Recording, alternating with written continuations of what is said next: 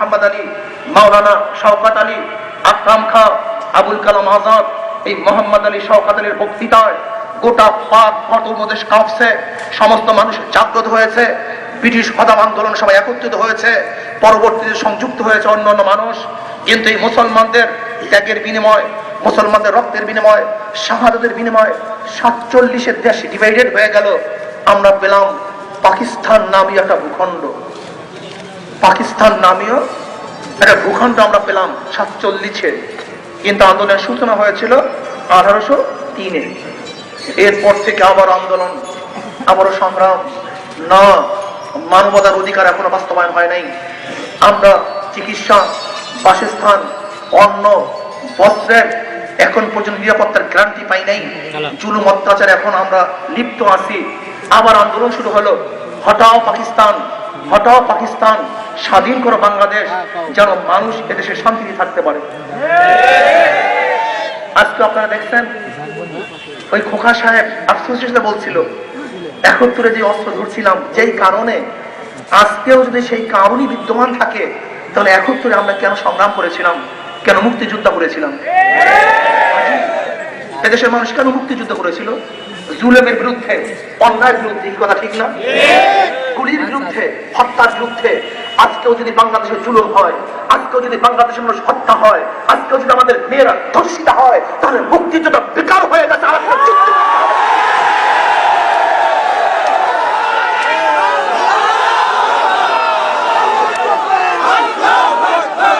ভাইয়ের আমার, তানবীর মারা গেছে, আমরা দুঃখিত, আমরা মর্মাহত।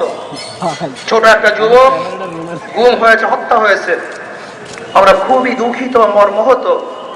আজকে দেখছেন নাস্তিকের গোষ্ঠী তানবীর মরাকে কেন্দ্র করে তারা সংগ্রাম করতেছে। তাহলে মনে হয় তানবীর মানুষ, আর অন্য অন্য মানুষের উপরে যে গুলি দেওয়া হয় তারা মানুষ না, তারা হলো মুসলমান। কথা ঠিক না? আজকে রাজীবকে নিয়ে এত কথাবার্তা, এত আলোচনা, প্রাইম মিনিস্টার ব্যস্ত হয়ে গেছেন একজন নাস্তিকের বিচার করার জন্য। তাহলে রাজীব সে তো মানুষ, একজন নাস্তিক, খোদাদ্রোহী, তার বিচার হতে হবে। আর অন্য অন্য মানুষ যে গুলিবদ্ধ হচ্ছে, মারা যাচ্ছে, তারা তো মানুষ না, তারা তো মুসলমান। মুসলমানকে গুলি দিলে কিছুই হবে না, সে তো মুসলমান। আজকে একজন মালালাকে নিয়ে গোটা দুনিয়ার মানুষ ব্যস্ত। মালালাকে দেখেন, ইয়াহুদি খ্রিস্টানরা কোথায় নিয়ে বুঝাইছে মালালা, অথচ মুসলমানের বাচ্চা, তাকে নিয়ে আসতো ব্যস্ত তুমি। কিন্তু ফেলালা যে আমাদের কাঁটা তারের মধ্যে ঝুলিয়ে রাখছে, তাকে নিয়ে কেন ব্যস্ত হচ্ছ না? কারণটা আজীব ব্যাপার। তাহলে দেখা গেল মালালা যদিও মানুষ কিন্তু নাস্তিক, আর ফালালা যদিও মানুষ কিন্তু তো মুসলমান।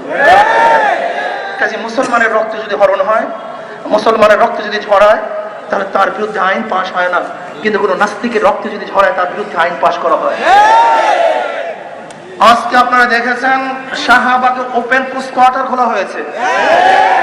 এদেশের সংস্কৃতি ভিন্ন, এদেশে কোনো হিন্দু মেয়েরাও, কোন হিন্দু মেয়েরাও, খ্রিস্টান মেয়েরাও, বৌদ্ধ মেয়েরাও রাত্রে একত্রিত হয়ে অন্য পুরুষের সাথে জীবন যাপন করা সংস্কৃতি এই বাংলাদেশে স্থান নয়। দেখেন ওপেনে একজন যুবক যুবতী বিবাহ বন্ধন ব্যতীত একসাথে থাকা সংস্কৃতি এই বাংলাদেশ নয়। কোন হিন্দু মেয়েরা থাকা কোনো অধিকার তাদের মধ্যে নেই, খ্রিস্টানদের মধ্যে আইন নাই, বৌদ্ধদের মধ্যে এই আইন নাই, মুসলমানদের মধ্যে প্রশ্নই আসে না। তাহলে আপনি আজকে শাহবাগকে ওপেন পুশ কোয়ার্টার করে গোটা বাংলাদেশকে পতিতালয় করতে চান?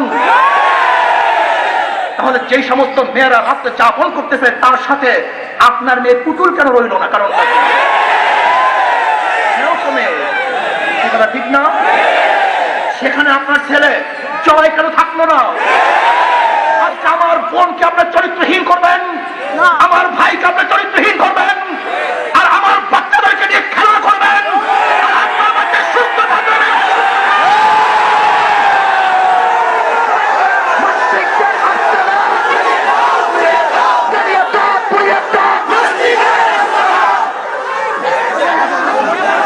আমি স্পষ্ট ভাষায় বলে দিতে চাই, আজকে আদালতকে স্বচ্ছ রাখুন, আদালতকে ধ্বংস করার চেষ্টা করবেন না, আদালত নিয়ে ছিনিমিনি খেলবেন না। আপনার পুলিশ বাহিনীর কাছে অস্ত্র আছে, মিলিটারির কাছে অস্ত্র আছে, ইচ্ছে হলেই আপনি যাকে তাকে গুলি করতে পারেন, আইন তো আপনার কাছেই। কিন্তু পাহারার মাধ্যমে আদালতকে চিরতরে ধ্বংস করার এই প্রয়াস আপনি কোন অবস্থাতেই চালাবেন না।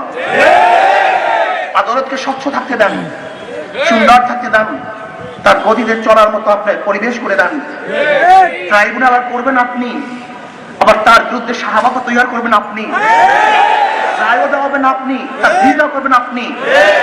আবার কোন এক আজীব দেশ, কোন এক পাগলের দেশ, আজীব দেশ। আপনি দেখেছেন যেখানে সরকারের হুকুমে গোটা প্রতিষ্ঠানগুলিতে পতাকা উত্তোলন হবে, সেখানে শাহবাগের ওই একটা কুলাঙ্গান নাস্তিকদের শয়তানদের হুকুমে দেশ মনে হয় যারা পরিচালিত হচ্ছে। এর বিরুদ্ধে তো ওই কুলাঙ্গার ডাক্তার বলেছিল যে আপনারা অনেকেই ভাবেন বাংলাদেশের সরকার দুইটা, কিন্তু কোন সরকার শক্তিশালী? আমি ধ্যাত্তহীন করতে বললাম বাংলাদেশে শাহবাগের শক্তি, শাহবাগের সরকারি সবচেয়ে বড় শক্তিশালী। আপনার লজ্জা হওয়া উচিত, তার বিরুদ্ধে দেশদ্রোহী মামলা হওয়া উচিত ছিল। তার বিরুদ্ধে দেশদ্রোহী মামলা না করে আজকে বাংলাদেশের কানাচে কানাচে তাকে ঘুরাচ্ছেন। কাল সাপ পালতে যায়েন না, জাতি সাপকে দুধ করা খাওয়ায়েন না। আপনার বামপন্থীকে জানেন না? এই জাসদ, এই বাসদ, ছাত্র ইউনিয়ন জীবন ভর ছাত্রলীগের সাথে সবচেয়ে বেশি মারামারি করেছে। এই জাসদ বাসদ ছাত্র ইউনিয়ন প্রথম আওয়ামী লীগের বিরুদ্ধে অবস্থান গ্রহণ করেছে। এই জাসদ বাসদ ছাত্র ইউনিয়ন প্রথম এই শেখ মুজিবের চামড়া তুলে নেওয়ার হুঙ্কার দিয়েছিল। এই জাসদ বাসদ ছাত্র ইউনিয়ন এ দেশকে স্বাধীনতার থেকে নাস্তিকবাদ কায়েম করার চেষ্টা করেছিল। জাসদ বাসদ ছাত্র ইউনিয়ন শেখ সাহেবের চামড়া তুলে নেব আমরা এই স্লোগান দিয়েছিল। আজকে যেই জাসদ বাসদ বামপন্থীদেরকে আপনার ঘাড়ে তুলেছেন, আমি বিশ্বাস করি শেখ হাসিনা লিখে রাখেন এই জাসদ বাসদ নাস্তিকরা আপনার ঘাড়ের মধ্যে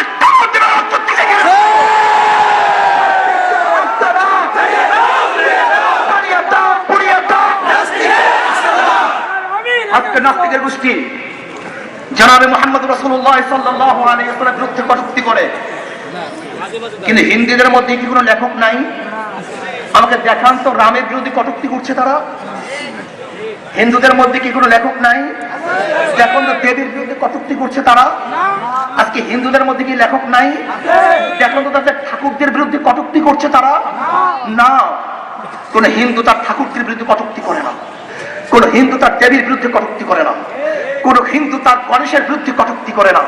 কিন্তু এই মুসলমান নামীয় কুলাঙ্গা কাফের বেঈমান মুশরিকের গোষ্ঠী, আজকে ইহুদি এবং খ্রিস্টানদের দালালের গোষ্ঠী, তারা জনাবে মুহাম্মদ রাসূলুল্লাহ সাল্লাল্লাহু আলাইহি ওয়াসাল্লামের বিরুদ্ধে কটূক্তি করার সাহস পেয়েছে। অথচ 90% মুসলমানের দেশ।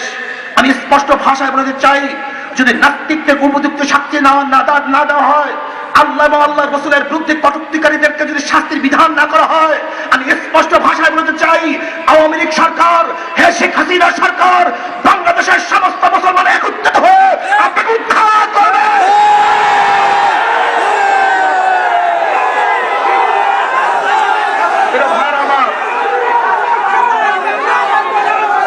আজকে নবপ্রজন্মদেরকে কি শিক্ষা দেওয়া হচ্ছে? একটা একটা রাজাকার দল সকাল বিকাল জবাই করে। দেখছেন কি স্লোগান? একটা একটা রাজাকার দল সকাল বিকাল নবজাগ্রত ছোট্ট একটা বাচ্চাকে জবাই করা প্রশিক্ষণ দেওয়া হচ্ছে। অথচ এদের মুখেই দেখবেন যে ইসলাম সন্ত্রাস, ইসলাম টেরোরিজম, এরা টেররিস্ট, এরা টেরোরিজম শিক্ষা দেয়। অথচ দেখছেন যারা জবাই করাকে শিক্ষা দেওয়া হচ্ছে তারা টেররিস্ট না, টেরোরিজম না। আর মুসলমানরা যেখানে আদর্শ শিক্ষা দেয় তারা নাকি টেররিস্ট হয়ে গেছে। আজীব এক দুনিয়া, ঠিক না? মানবাধিকারের কিছু শয়তান নাস্তিকের গোষ্ঠী আজকে বাংলাদেশে এত খুন, এত গুম, এত রক্ত হচ্ছে, এত রক্ত ঝরছে। আজকে বাংলাদেশের রাস্তা রক্ত লাল হয়ে গেছে, কিন্তু সেখানে মানবাধিকারের কোনো লঙ্ঘন হয় না, কোনো ক্ষতি হয় না। কোনো নাস্তিকের যদি গায়ের মধ্যে একটা কাঁটাও বিতে, তখনই মনে হয় যেন মানবাধিকার বিশাল ক্ষতি হয়ে গেছে। কথা ঠিক না? আমি 2011 সালে বক্তৃতা করেছিলাম, বাংলাদেশের নাস্তিক এবং আস্তিকদের লড়াই শুরু হয়ে গেছে। নাস্তিকরা অনেক জায়গা দখল করে নিয়েছে, ওরা আদালতের অনেক জায়গা দখল করে নিয়ে গেছে, এরকম মানুষ বক্তব্য দিচ্ছেন। ওরা আজকে মিডিয়া আজীব বুদ্ধিমান মূর্খের দল, অনেক বুদ্ধিমান মূর্খর দল মাথার মধ্যে পচন ধরেছে। আমি আমার সাংবাদিক বন্ধুদেরকে বলবো, আপনারা বুদ্ধিমান, স্বচ্ছ, সুন্দর খবর পরিবেশন জাতি চায়। কোন এক পক্ষের কোন খবর পরিবেশন করুক, এইটা জাতি চায় না। আপনাদের স্বপ্ন এদেশের মানুষ বাস্তবায়ন হতে দিবে না।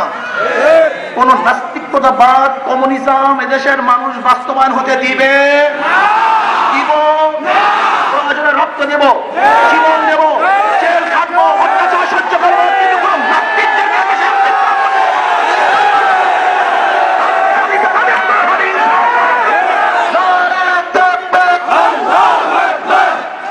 আসুন, আমি প্রত্যেকটা মুসলমানদেরকে বলবো, সজাগ থাকুন, সতর্ক থাকুন।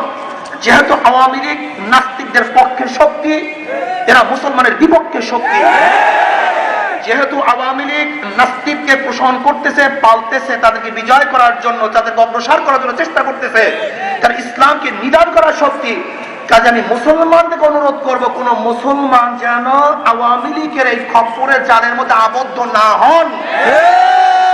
নির্বাচন হবে নাস্তিক এবং আস্তিকদের পক্ষে শক্তি, বিপক্ষে শক্তি, ইসলাম এবং মুসলমানের পক্ষে শক্তি, বিপক্ষে শক্তি, আল্লাহ এবং আল্লাহ রসুলের পক্ষে শক্তি, তাদের দুশ্মনদের শক্তি। যেহেতু আওয়ামী লীগ আল্লাহ এবং আল্লাহ রসুলের দুশ্মন, এদেশের গোটা আল্লাহ এবং আল্লাহ রসুলের প্রেমিকরা তাদের উৎখাত করবেই করবে, করবেই করবে, করবেই করবে ইনশাআল্লাহ।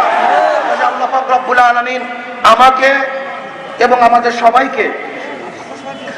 সবাইকে নাস্তিকদের বিরুদ্ধে সোচ্চার হওয়ার এবং এদের বিরুদ্ধে আন্দোলন করার তৌফিক আল্লাহ আমাদের সবাইকে দান করুন ইনশাআল্লাহ। আগামী 29 মার্চ এই মাসের 29 তারিখ ঢাকাতে লক্ষ লক্ষ মানুষ নিয়ে ইনশাআল্লাহ সম্মেলন হবে।